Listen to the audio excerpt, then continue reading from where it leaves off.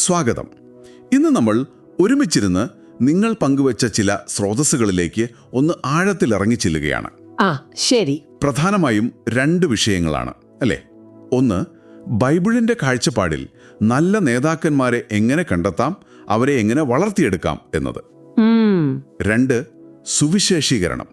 അതായത് വിശ്വാസം മറ്റുള്ളവരുമായി പങ്കുവയ്ക്കുമ്പോൾ ചിലപ്പോൾ ശ്രദ്ധിക്കാതെ പോകുന്ന എന്നാൽ വളരെ പ്രധാനപ്പെട്ട ചില കാര്യങ്ങൾ. അതെ അതെ. ഈ രേഖകൾ വെറും സാധാരണ ചിന്തകളല്ല മുന്നോട്ട് വയ്ക്കുന്നത്. ചിലതൊക്കെ നമ്മളെ ഇരുത്തി ചിന്തിപ്പിക്കും. നമുക്കൊന്ന് വിശദമായി നോക്കാം. തീർച്ചയായും ഈ വിഷയങ്ങളിൽ ഒരു വ്യക്തത വേണമെന്ന് ആഗ്രഹിക്കുന്ന നിങ്ങൾക്ക് ഇത് ഉപകാരപ്പെടുമെന്ന് കരുതുന്നു. ശരിയാണ്. ഈ സ്രോതസ്സുകൾ ശരിക്കും എങ്ങനെ ചെയ്യാം എന്നതിനേക്കാൾ എന്തുകൊണ്ട് ഇങ്ങനെ ചെയ്യണം എന്നതിലാണ് ഊന്നൽ കൊടുക്കുന്നത്. അത് പ്രധാനമാണ്. അതെ, നേതൃത്വ പരിശീലനത്തിലെ അടിസ്ഥാന കാര്യങ്ങളും പിന്നെ സുവിശേഷ സന്ദേശം അതിൻ്റെ പൂർണ്ണ അർത്ഥത്തിൽ എങ്ങനെ കൊടുക്കാം എന്നതിലെ ചില വെല്ലുവിളികളും അതാണ് നമ്മൾ നോക്കുന്നത്. ഓക്കെ, അപ്പോൾ ആദ്യത്തെ ഭാഗം നേതൃത്വ വികസനം. സംഖ്യാപുസ്തകത്തിൽ മോശയുടെ ഒരു അവസ്ഥ പറയുന്നുണ്ടല്ലോ, ഈ ജനത്തെ മുഴുവൻ തനിയെ താങ്ങാൻ എനിക്ക് വയ്യ, ഇതെനിക്ക് താങ്ങാവുന്നതിലും അപ്പുറമാണ് എന്നൊരു വിലാപം. ഒരു ലീഡർ ഒറ്റയ്ക്ക് ഭാരം ചുമക്കുന്നതിൻ്റെ ഒരു നല്ല ഉദാഹരണമാണതല്ലേ? അതെ, ഒരുപാട് പേർക്ക് റിലേറ്റ് ചെയ്യാൻ പറ്റുന്നൊരു അവസ്ഥയാണിത്. ശരിയാണ്. അപ്പോൾ ആ ഒരു പ്രതിസന്ധിയിൽ നിന്നാണ് ആദ്യത്തെ പോയിന്റ് ഈ സ്രോതസ്സുകൾ എടുക്കുന്നത്. കഴിവുള്ളവരെ കണ്ടെത്തുക, പരിശീലിപ്പിക്കുക. മോശയ്ക്ക് ദൈവവും പിന്നെ അദ്ദേഹത്തിന്റെ അമ്മായിയപ്പനായ യിത്രോയും കൊടുക്കുന്ന ഉപദേശം അതുതന്നെയാണ്. ഒറ്റയ്ക്ക് നിൽക്കാതെ ദൈവഭയമുള്ള സത്യസന്ധരായ കഴിവുള്ള ആളുകളെ കണ്ടെത്തുക, എന്നിട്ട് ഉത്തരവാദിത്തം പങ്കുവെക്കുക. അതെ, ഉത്തരവാദിത്തം പങ്കുവെക്കുക. അവരെ 1000, 100, 50, 10 എന്നിങ്ങനെയുള്ള ഗ്രൂപ്പുകൾക്ക് മേൽനോട്ടം വഹിക്കാൻ ഏൽപ്പിക്കുക. ഇതിലെ ഒരു പ്രധാന കാര്യം ആരെങ്കിലും പോരാ, ജനത്തിൽ അറിയപ്പെടുന്ന യോഗ്യതയുള്ള ആളുകളെ വേണം തെരഞ്ഞെടുക്കാൻ. അപ്പോൾ യോഗ്യരെ കണ്ടെത്തുക, അതാണ് ആദ്യത്തെ സ്റ്റെപ്പ്. എഫേസ്യ ലേഖനത്തിൽ പറയുന്നതും ഇതുമായി ബന്ധമുണ്ടല്ലോ. തീർച്ചയായും. ശുശ്രൂഷകരെ നൽകിയിരിക്കുന്നത് തന്നെ മറ്റുള്ളവരെ ശുശ്രൂഷയ്ക്കായി ഒരുക്കാനാണ്, ക്രിസ്തുവിന്റെ ശരീരം പണിയാൻ. കറക്റ്റ്. പൗലോസ് തിമോഥെയോസിനോട് പറയുന്നതും അതും ശ്രദ്ധേയമാണ്. താൻ കേട്ട കാര്യങ്ങൾ വിശ്വസ്തരായവരെ ഏൽപ്പിക്കണം, കാരണം അവർ മറ്റുള്ളവരെ പഠിപ്പിക്കാൻ യോഗ്യരായിരിക്കണം. ഇതൊരു കൈമാറ്റമാണ്, വെറുതെ ആളുകളെ കൂട്ടുന്ന പരിപാടിയല്ല. അല്ലല്ല, നേതാക്കളെ വാർത്തെടുക്കുകയാണ് ലക്ഷ്യം. അതെ. ഇനി അടുത്ത പോയിന്റ്, എന്താണ് പഠിപ്പിക്കേണ്ടത്? അത് പ്രധാനമാണല്ലോ. പുറപ്പാട് 18:20 പറയുന്നു, ദൈവത്തിന്റെ കൽപ്പനകളും ന്യായപ്രമാണങ്ങളും അവരെ പഠിപ്പിക്കണം. അപ്പോൾ ഈ സ്രോതസ്സുകൾ പറയുന്നത് എന്താന്ന് വെച്ചാൽ, ലോകത്തിലുള്ള അറിവിനേക്കാൾ ദൈവവചനത്തിന് പ്രാധാന്യം കൊടുക്കണം. ഓക്കെ. ഏദൻ തോട്ടത്തിലെ ആ അറിവിന്റെ മരവും ജീവന്റെ മരവും തമ്മിലുള്ള ഒരു വ്യത്യാസം പോലെ. ശരിയാണ്. 1 കൊരിന്ത്യർ 8:1 പറയുന്നില്ലേ, വെറും അറിവ് അത് ചിലപ്പോൾ നമ്മളെ നിഗളികളാക്കും. എന്നാൽ ദൈവവചനത്തിലുള്ള സ്നേഹം ആത്മീയ വർധന നൽകുന്നു. യോഹന്നാൻ 6:63 യേശു പറഞ്ഞതും അതാണ്, ഞാൻ നിങ്ങളോട് സംസാരിച്ച വചനങ്ങൾ ആത്മാവും ജീവനുമാകുന്നു. അപ്പോൾ അക്കാഡമിക് കാര്യങ്ങൾക്കപ്പുറം ദൈവവചനത്തിലുള്ള ആഴമാണ് പ്രധാനം. അതെ. യേശുവിന്റെ കാര്യത്തിൽ പോലും ആളുകൾ അത്ഭുതപ്പെട്ടില്ലേ, ഇവൻ പഠിക്കാതെ അക്ഷരമറിഞ്ഞത് എങ്ങനെയെന്ന്. ശരിയാണ്. ഇത് നമ്മളെ 3ാമത്തെ പോയിന്റിലേക്ക് കൊണ്ടുപോകുന്നുണ്ടല്ലേ, എങ്ങനെയുള്ളവരെയാണ് കണ്ടെത്തേണ്ടത് എന്നതിലേക്ക്. കൃത്യമുള്ളവരെയല്ല, മറിച്ച് ഈ സ്രോതസ്സുകൾ പറയുന്നൊരു വാക്ക് നേതാവ് തൊഴിലാളി എന്നാണ്. Leader labourer. അതെന്താണ്? ലൂക്കോസ് 10:2 യേശു പറയുന്നുണ്ട്, വേലക്കാർ ചുരുക്കം എന്ന്. അപ്പോസ്തലന്മാർ അവരൊന്നും വലിയ പണ്ഡിതന്മാരായിരുന്നില്ലല്ലോ, സാധാരണക്കാരായിരുന്നല്ലോ. ശരിയാണ്. യേശു തെരഞ്ഞെടുത്തത് മീൻപിടുത്തക്കാർ, ചുങ്കക്കാരൻ, അങ്ങനെയുള്ളവരെയാണ്. അതായത് അധ്വാനിക്കാൻ മനസ്സുള്ളവരെ, പ്രായോഗികമായ കഴിവുകളുള്ളവർ. അതെ, പ്രായോഗിക കഴിവും അധ്വാനശീലവും. ഈ സ്രോതസ്സുകൾ ഒരു കാര്യം കൂടി പറയുന്നുണ്ട്, ചിലപ്പോൾ ഒരുപാട് പഠിപ്പൊക്കെ ഉള്ളവർക്ക് സാധാരണക്കാരുടെ കൂടെ ഇറങ്ങിച്ചെന്ന് പണിയെടുക്കാൻ ഒരു മടിയുണ്ടായേക്കാമെന്ന്. അത് ചിന്തിക്കേണ്ട കാര്യമാണ്, യേശു ശിഷ്യന്മാരുടെ കാൽ കഴുകുന്നതൊക്കെ ഓർക്കുമ്പോൾ. അതെ, ഇത് അടുത്ത തത്വവുമായിട്ട് കണക്റ്റഡ് ആണ്. പരിശീലനം പ്രാക്ടിക്കലായിരിക്കണം. തീർച്ചയായും. തിയറി മാത്രം പോരല്ലോ. പുറപ്പാട് 18:20 തന്നെ പറയുന്നുണ്ട്, അവർ നടക്കേണ്ട വഴിയും ചെയ്യേണ്ട പ്രവൃത്തിയും പഠിപ്പിക്കണമെന്ന്. ശരിയാണ്. പ്രവൃത്തികൾ 1:1 യേശു ചെയ്തതും ഉപദേശിച്ചതും എന്നാണ്. ആദ്യം പ്രവൃത്തി, പിന്നെ ഉപദേശം.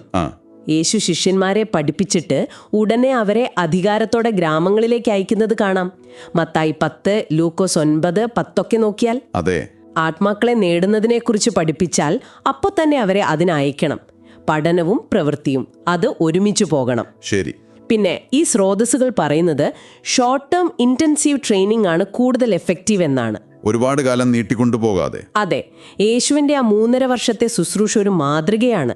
ഒരുപക്ഷെ 6 മാസം, അതിനുള്ളിൽ പഠനവും പ്രവൃത്തിയും ഒരു 50-50 പോലെ. ഓക്കെ.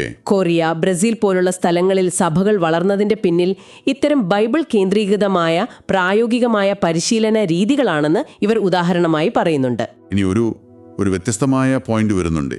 ഒരുപക്ഷെ ഏറ്റവും ആഴത്തിലുള്ളത് അഭിഷേകം കൈമാറുക, ട്രാൻസ്ഫറിംഗ് ദ അനോയിന്റിംഗ്. അത് വളരെ പ്രധാനപ്പെട്ട ഒന്നാണ്. സംഖ്യാപുസ്തകം 11 മോശയുടെ മേലുള്ള ആത്മാവിനെ 70 മൂപ്പന്മാർക്ക് കൊടുക്കുന്നതിനെക്കുറിച്ച് പറയുന്നുണ്ടല്ലോ. പരിശുദ്ധാത്മാവിന്റെ ശക്തി, അതായത് അഭിഷേകം, ഒരു നേതാവിന്റെ വിജയത്തിന് അത്യാവശ്യമാണെന്നാണ് ഈ രേഖകൾ പറയുന്നത്. എന്താണ് ഇതിന്റെ പ്രാധാന്യം? ഇത് വളരെ നിർണായകമായ ഒരു കാര്യമാണ് ഈ സ്രോതസ്സുകൾ ചൂണ്ടിക്കാട്ടുന്നത്. യേശു പോലും തൻ്റെ ശുശ്രൂഷ തുടങ്ങിയത് പരിശുദ്ധാത്മാവിനാൽ അഭിഷേകം ചെയ്യപ്പെട്ട ശേഷമാണ്. ലൂക്കോസ് 4 നോക്കിയാൽ മതി. ശരിയാണ്. ശിഷ്യന്മാരെ അയക്കുന്നതിന് മുൻപ് അവർക്ക് ശക്തിയും അധികാരവും കൊടുത്തു. ലൂക്കോസ് 9:1. അതെ. സ്വർഗാരോഹണത്തിന് മുൻപ് ശക്തി ലഭിക്കാൻ കാത്തിരിക്കാൻ പറഞ്ഞു. പ്രവൃത്തികൾ 1:4-8. കാത്തിരിക്കാൻ പറഞ്ഞു. അതെ. അപ്പോ ഇവിടെ പറയുന്ന പ്രധാന കാര്യം, അഭിഷേകം ചെയ്യപ്പെട്ട ഫലമുള്ള നേതാക്കൾ വേണം മറ്റുള്ളവരെ പഠിപ്പിക്കാൻ. ഓക്കെ. അല്ലാതെ പരാജയപ്പെട്ടവരല്ല. അല്ല. കാരണം ഉൽപ്പത്തി 1 ആ വിളവെടുപ്പിന്റെ നിയമം പോലെയാണ്. അവർ തങ്ങളെപ്പോലെയുള്ളവരെയാണ് ഉണ്ടാക്കുക. അപ്പോൾ ശുശ്രൂഷയിൽ വിജയിച്ചവർ പരിശീലിപ്പിക്കുമ്പോൾ ആ അഭിഷേകം കൈമാറ്റം ചെയ്യപ്പെടാൻ സാധ്യതയുണ്ട്. ഇതെങ്ങനെയാണ് സംഭവിക്കുന്നത്? വല്ല ഉദാഹരണവും? ബൈബിളിൽ തന്നെ ഉദാഹരണങ്ങളുണ്ട്. മോശയിൽ നിന്ന് 70 മൂപ്പന്മാരിലേക്ക് ആത്മാവ് പങ്കുവയ്ക്കപ്പെട്ടു. ശരി. ഏലിയാവിൽ നിന്ന് എലീശയിലേക്ക് 2 രാജാക്കന്മാർ 2. എലീശ ചോദിച്ചത് തന്നെ ഏലിയാവിന്റെ ആത്മാവിന്റെ ഇരട്ടി പങ്കാണ്. അത് കിട്ടി. ഓർക്കുന്നു. യേശുവിൽ നിന്ന് ശിഷ്യന്മാരിലേക്ക് പരിശുദ്ധാത്മാവ് വന്നു. ഇത് വെറും ഒരു മനുഷ്യന്റെ കഴിവല്ല, ദൈവത്തിന്റെ പരമാധികാരത്തിൽ നടക്കുന്ന ഒന്നാണ്. പക്ഷെ പ്രാർത്ഥന, ഉപവാസം, അതൊക്കെ ഇതിനൊരുങ്ങാൻ സഹായിക്കും. പ്രവൃത്തികൾ 13:1-3 നോക്കുകയാണെങ്കിൽ ഉപവസിച്ച് പ്രാർത്ഥിച്ചാണ് പൗലോസിനെയും ബർണബാസിനെയും അയക്കുന്നത്. ശരിയാണ്. അപ്പോൾ പരിശീലകനും പരിശീലനം നേടുന്നവനും തമ്മിലുള്ള ആ ഒരു ആത്മീയ ബന്ധത്തിലൂടെ ഇത് സംഭവിക്കും. വെറും അറിവ് കൈമാറ്റമല്ല. അതല്ല. ഇത് ആത്മീയ ശക്തിയുടെ ഒരു കൈമാറ്റമാണ്. ഒരു സുവിശേഷകന്റെ കൂടെ പ്രവർത്തിച്ച ദ്വിഭാഷിക്ക് അതേ അഭിഷേകം കിട്ടിയ ഒരു അനുഭവം ഈ സ്രോതസ്സിൽ പറയുന്നുണ്ട്. ഇൻട്രസ്റ്റിംഗ്. അതെ. ഇനി അവസാനത്തെ പോയിന്റ്, നേതൃത്വത്തെക്കുറിച്ച്. 5-ാമത്തേത് ഭാരം കൈമാറുക, ട്രാൻസ്ഫറിംഗ് ദ ബർഡൻ. അതെ. ഉത്തരവാദിത്വം ഏറ്റെടുക്കുന്നവനെ കുറിച്ചാണത്. അതെ. മോശയോട് ദൈവം പറഞ്ഞത് അവർ നിന്നോടുകൂടെ ജനത്തിന്റെ ഭാരം ചുമക്കും എന്നാണ്. സംഖ്യാപുസ്തകം 11:17. ശരിയാണ്. അപ്പോൾ നേതൃത്വം എന്ന് പറയുന്നത് മറ്റുള്ളവരുടെ മേലെ അധികാരം കാണിക്കലല്ല, അതൊരു സേവനമാണ്, ഭാരം പങ്കുവെക്കലാണ്. 1 പത്രോസ് 5:3 എടയന്മാരോട് പറയുന്നില്ലേ, ആട്ടിൻകൂട്ടത്തിന് മാതൃകയാകണം, അല്ലാതെ കർത്തൃത്വം നടത്തരുത് എന്ന്. കർത്തൃത്വം നടത്തരുത്. യേശു തന്നെ കാണിച്ചത് ഒരു ദാസന്റെ മാതൃകയാണ്. മർക്കോസ് 10:45. ശിഷ്യന്മാർ വലിയവനാകാൻ ആഗ്രഹിച്ചപ്പോൾ യേശു തിരുത്തിയില്ലേ? തിരുത്തി. വലിയവനാകേണ്ടവൻ ശുശ്രൂഷ ചെയ്യുന്നവനാകണം. നേതാക്കന്മാർ അവര് സഭയാകുന്ന ആ കെട്ടിടത്തിന്റെ അടിസ്ഥാനത്തിലെ കല്ലുകൾ പോലെയാണ്. എഫെസ്യർ 2:20. കെട്ടിടത്തെ താങ്ങുന്നവർ. അതെ, താങ്ങുന്നവർ, അല്ലാതെ അതിന്റെ മുകളിൽ കയറിയിരിക്കുന്നവരല്ല. ഗിദെയോൻ രാജാവാകാൻ പറഞ്ഞപ്പോൾ നിരസിച്ചതും ഓർക്കണം. ശരിയാണ്. യഹോവൻ നിങ്ങളെ ഭരിക്കും എന്ന് പറഞ്ഞു. അതെ. യഥാർത്ഥ നേതാവ് ഭാരമെടുക്കാൻ തയ്യാറാകും, അധികാരം മോഹിക്കില്ല. വളരെ വളരെ വ്യക്തമായ 5 പോയിന്റുകൾ. ഇനി നമുക്ക് അടുത്ത വിഷയത്തിലേക്ക് പോകാം, സുവിശേഷീകരണം. ഓക്കെ. ഇവിടെ നരകത്തിന്റെ ഏറ്റവും നന്നായി സൂക്ഷിക്കപ്പെട്ട രഹസ്യം, ഹെൽസ് ബെസ്റ്റ് കെപ്റ്റ് സീക്രറ്റ് എന്നൊരു തലക്കെട്ടുള്ള സ്രോതസ്സുണ്ട്. അതിപ്പോഴത്തെ സുവിശേഷീകരണ രീതികളെക്കുറിച്ചൊന്ന് വിമർശിക്കുന്നുണ്ട്. പറയുന്ന പ്രധാന കാരണം ഇതാണ്: ദൈവത്തിന്റെ ന്യായപ്രമാണം ഉപയോഗിച്ച് പാപത്തെക്കുറിച്ച് ഒരാൾക്ക് ബോധ്യം വരുത്തുന്നതിന് മുൻപ് കൃപയെക്കുറിച്ചും അനുഗ്രഹങ്ങളെക്കുറിച്ചും മാത്രം പറയുന്ന രീതി. ഓക്കെ. സങ്കീർത്തനം 19:7 എന്താ പറയുന്നത്? യഹോവയുടെ ന്യായപ്രമാണം തികവുള്ളത്, അത് പ്രാണനെ തണുപ്പിക്കുന്നു. ന്യായപ്രമാണം ഒരു കണ്ണാടി പോലെയാണ്, നമ്മുടെ പാപം കാണിച്ചു തരും. ശരിയാണ്. നമ്മൾ നിയമം തെറ്റിച്ചു എന്ന് മനസ്സിലാക്കാതെ നമുക്ക് വേണ്ടി ആരോ പിഴയടച്ചു എന്ന് കേട്ടാൽ അതിൽ വലിയ അർത്ഥം തോന്നില്ല. ആ വേഗതയുടെ ഉദാഹരണം പോലെ അല്ലേ? അതെ. 55 MBH ലിമിറ്റുള്ള റോഡിൽ 35-ൽ പോകുന്ന ഒരാളോട് നിങ്ങൾക്ക് വേണ്ടി ഞാൻ $25,000 ഫൈൻ അടച്ചു എന്ന് പറഞ്ഞാൽ അയാൾക്ക് അതെങ്ങനെ നല്ല വാർത്തയാവും? അതൊരു അസംബദ്ധമായിട്ടല്ലേ തോന്നും? ശരിയാണ്. അതായത് പാപത്തെക്കുറിച്ച് ബോധ്യം വന്നില്ലെങ്കിൽ ക്രൂശിൻ്റെ ആ സന്ദേശം, ക്രിസ്തു നമുക്ക് വേണ്ടി മരിച്ചു എന്നത് ചിലപ്പോൾ അതൊരു ഭോഷത്വം പോലെയോ അല്ലെങ്കിൽ നമുക്ക് ആവശ്യമില്ലാത്ത ഒന്നായോ തോന്നും. 1 കൊരിന്ത്യർ 1:18. അതെ. എന്നാൽ ന്യായപ്രമാണം നമ്മുടെ വായ അടപ്പിക്കുമ്പോൾ റോമർ 3:19, പാപത്തെക്കുറിച്ച് ശരിക്കും ഒരു അറിവ് തരുമ്പോൾ റോമർ 3:20, 7:7, അപ്പോഴാണ് രക്ഷയുടെ സന്ദേശത്തിന് വിലയുണ്ടാകുന്നത്. കറക്റ്റ്. ഗലാത്യർ 3:24 പറയുന്ന ആ ശിശുബാലകൻ പേഡഗോഗോസ് എന്ന വാക്ക് ഓർക്കുക. ന്യായപ്രമാണം നമ്മളെ ക്രിസ്തുവിന്റെ അടുത്തേക്ക് നടത്തുകയാണ് ചെയ്യുന്നത്. ക്രിസ്തുവിലേക്ക് നടത്തുന്ന. അതെ. പക്ഷേ ഇപ്പോഴത്തെ പല സുവിശേഷീകരണങ്ങളും ഫോക്കസ് ചെയ്യുന്നത് ക്രിസ്തു നിങ്ങളുടെ ജീവിതം അടിപൊളിയാക്കും, സമാധാനം, സന്തോഷം, സംതൃപ്തി, നല്ല കുടുംബജീവിതം, ഇങ്ങനെയുള്ള വാഗ്ദാനങ്ങളിലാണ്. ഇത് തെറ്റായൊരു മോട്ടിവേഷനാണ് നൽകുന്നതെന്ന് ഈ സ്രോതസ് പറയുന്നു. ഇവിടെയാണ് ആ പാരച്യൂട്ടിന്റെ ഉപമ വരുന്നത്. ആ ഉപമ അതൊന്ന് പറയാമോ? 2 രീതിയിൽ ഒരാൾക്ക് പാരഷൂട്ട് കൊടുക്കാം. ഒന്നാമത്തെ ആൾക്ക് ഇത് ധരിച്ചാൽ ഫ്ലൈറ്റ് യാത്ര നല്ല സുഖമായിരിക്കും എന്ന് പറയുന്നു. അയാളത് ഇടുന്നു, പക്ഷെ അത് ഭയങ്കര ഭാരമാണ്, ബുദ്ധിമുട്ടാണ്, മറ്റുള്ളവർ കളിയാക്കുന്നു. ശരി. അവസാനം അയാൾ അത് ഊരിയെറിയുന്നു, കാരണം പറഞ്ഞ സുഖം കിട്ടിയില്ല. ഓക്കെ. രണ്ടാമത്തെ ആൾക്ക് പാരഷൂട്ട് കൊടുക്കുന്നത് ഈ വിമാനം 25,000 അടി മുകളിൽ നിന്ന് താഴോട്ട് ചാടാൻ പോവുകയാണ്, ഇത് നിങ്ങളുടെ ജീവൻ രക്ഷിക്കും എന്നൊരു മുന്നറിയിപ്പോടെയാണ്. അയാൾ നന്ദിയോടെ അത് വാങ്ങിക്കുന്നു. അതിന്റെ ഭാരമോ കളിയാക്കലോ ഒന്നും അയാൾക്ക് പ്രശ്നമല്ല, കാരണം അത് ജീവൻ രക്ഷിക്കാനുള്ളതാണെന്ന് അയാൾക്കറിയാം. ഇതിലെ പോയിന്റ് വളരെ ക്ലിയർ ആണ്.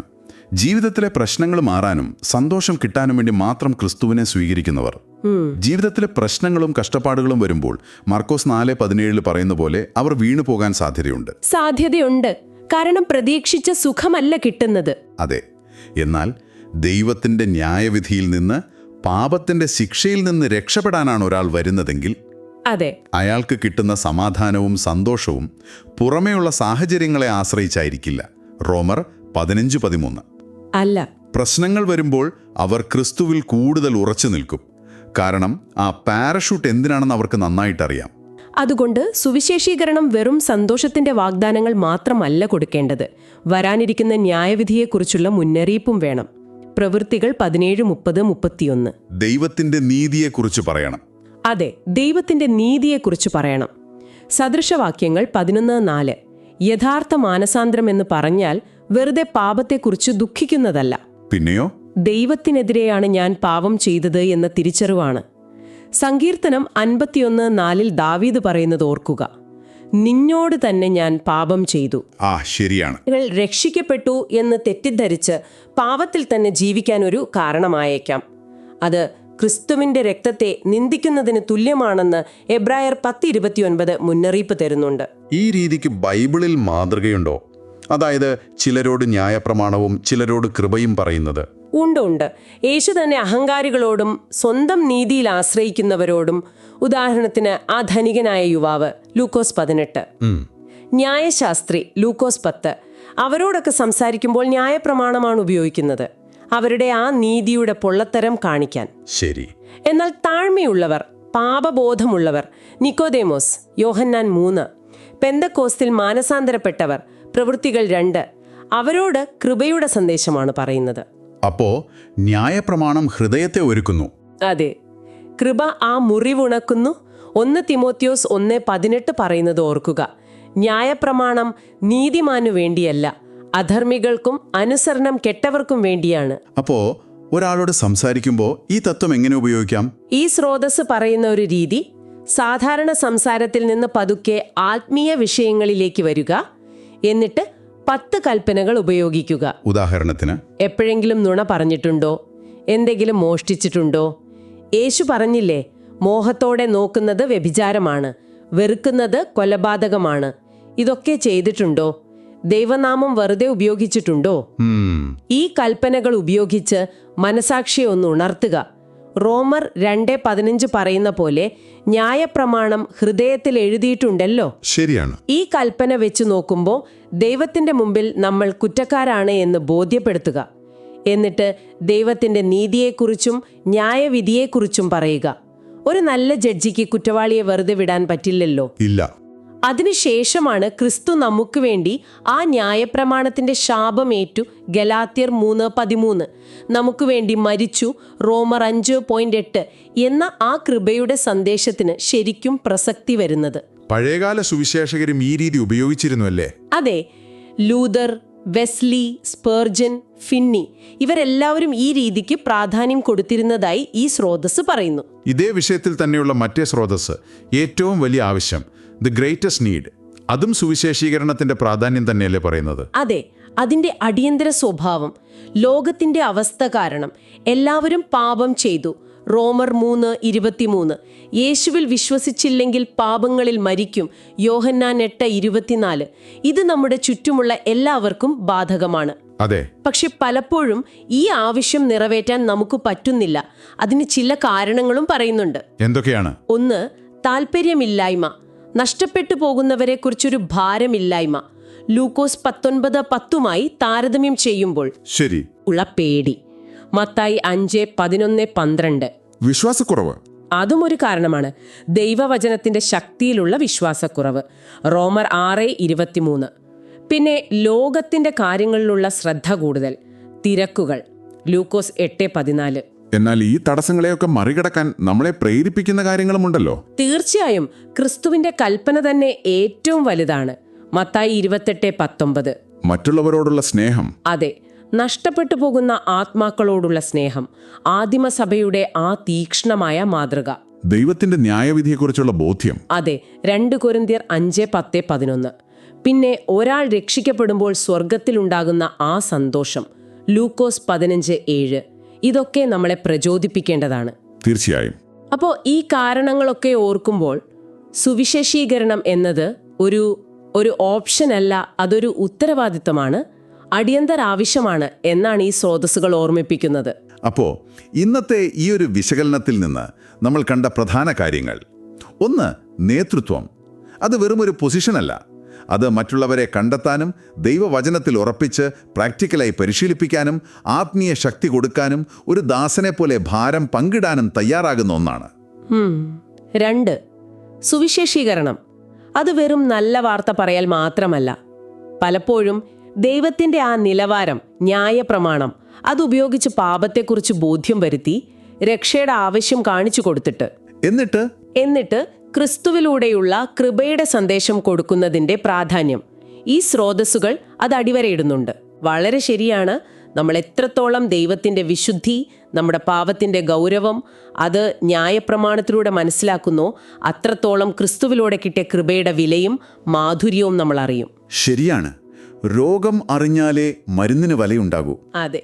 അപ്പോൾ ഈ 2 വിഷയങ്ങളും, നേതൃത്വ വികസനവും സുവിശേഷീകരണവും, സഭയുടെ ആരോഗ്യത്തിനും വളർച്ചയ്ക്കും നിത്യതയ്ക്കും ഒരുപോലെ പ്രധാനപ്പെട്ടതാണെന്ന് ഈ രേഖകൾ നമ്മളെ ഓർമ്മിപ്പിക്കുന്നു. നിങ്ങൾക്ക് വേണ്ടി ഒരു ചിന്ത, ഒരു ചോദ്യം. ഈ തത്വങ്ങളൊക്കെ കേട്ടപ്പോൾ നിങ്ങളുടെ സ്വന്തം കാര്യങ്ങളിൽ, നിങ്ങളുടെ പ്രവർത്തന രീതികളിൽ, കാഴ്ചപ്പാടുകളിൽ എന്തെങ്കിലും ഒരു മാറ്റം വരുത്തണമെന്ന് തോന്നുന്നുണ്ടോ?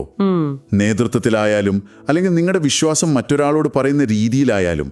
നമ്മൾ സാധാരണ ചെയ്യുന്ന രീതികൾക്കപ്പുറം ഈ സ്രോതസ്സുകൾ പറയുന്ന ആ അടിസ്ഥാനപരമായ എന്തുകൊണ്ട് എന്നതിനെക്കുറിച്ച് ആലോചിക്കുന്നത്, അത് ചിലപ്പോൾ പുതിയ ചില വാതിലുകൾ തുറന്നേക്കാം, അല്ലേ? തീർച്ചയായും. അടുത്ത തവണ കാണുന്നത് വരെ.